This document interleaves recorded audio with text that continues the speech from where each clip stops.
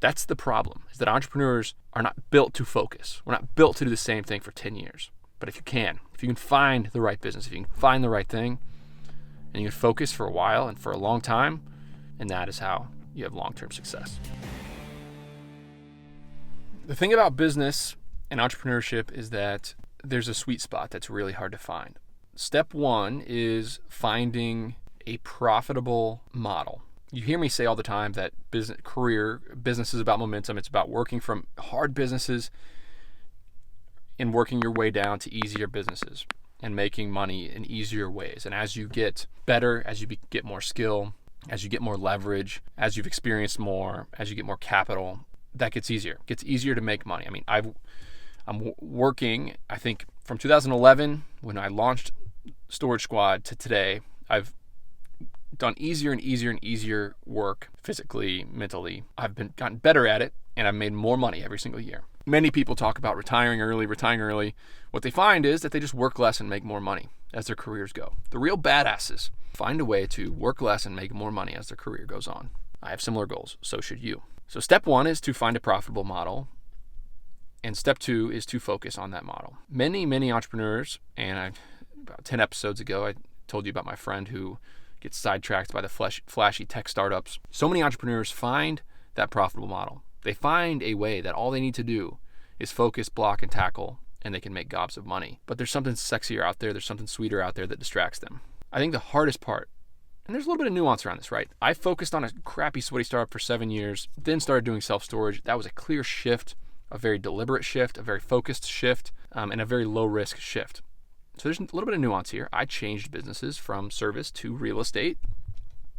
But I'll say that many entrepreneurs, so many entrepreneurs, the ones that I know, the ones that you know, sabotage themselves. They self-sabotage themselves because they can't or they refuse to focus on the main thing. People ask me all the time, they say, Nick, I'm sure you have tons of opportunities and tons of ways that you're going to grow bulk storage. Have you thought about pickup and delivery pods, doing pickup and delivery mobile storage units? Have you thought about doing moving company? Have you thought about selling boxes? Have you thought about putting solar panel on the roofs? Have you thought about doing third-party management for other companies?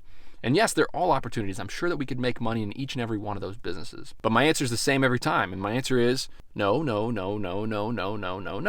I have found a way. I am lucky enough in this self-storage business that we have 43 self-storage properties right now, 38 employees. We're going to do almost $10 million of revenue in 2022. All I need to do is block and tackle and let time do its thing to make generational wealth. Any bit of sidetrack, any way that I get sidetracked, that my partner gets sidetracked, that we spend our time and effort and money and energy on other things is time and effort and energy and money, in my opinion, spent on the wrong thing. All I need to do is stay focused. I arguably learned a lot and got a lot of early success and momentum by saying yes to everything. When I was in college, I said yes to everything. If there was an opportunity, I didn't know anything. I didn't know what was easy. I didn't know what was good. I was saying yes. We started a pickup and delivery student storage business, and the only reason why is because we got excited. We were excited about that business. Knowing what I know now, I would not be as excited, but I'm very, very glad that happened to me. Early on, I said yes to everything, and the opportunities kept coming. And as my career has advanced, I've gotten more and more and more opportunities. Hey, Nick, do you want to do this? Do you want to JV over here? Do you want to partner on this deal? Do you want to do third-party management over here? Do you want to start a moving company over here? Do you want to have a franchise over here? Do you want this? Do you want that? Do you want this? And I've gotten ahead, and I'm going to generate serious wealth for my family because I know how to say no. Not because I know how to. I'm dipping my hands in all buckets and be an entrepreneur that is a serial entrepreneur. And you hear people all the time say serial entrepreneur. I'm a serial entrepreneur. I buy and sell businesses, and there are people who focus. Don't get me wrong, there are people who focus on buying and selling businesses, growing them and owning them and own a portfolio of companies. You can do that, and that requires focus, and that is a specific niche. So don't get me wrong, but there are people who consider themselves serial entrepreneurs, and what that really means is they hop around from business to business to business, and they give up when it gets hard. That's what that means. So don't let them fool you. Don't let the serial entrepreneurs fool you that I'll take the focused, seasoned entrepreneur in one space that gets really good at one thing over the serial entrepreneur all day. So step one is to find a profitable model that has the potential.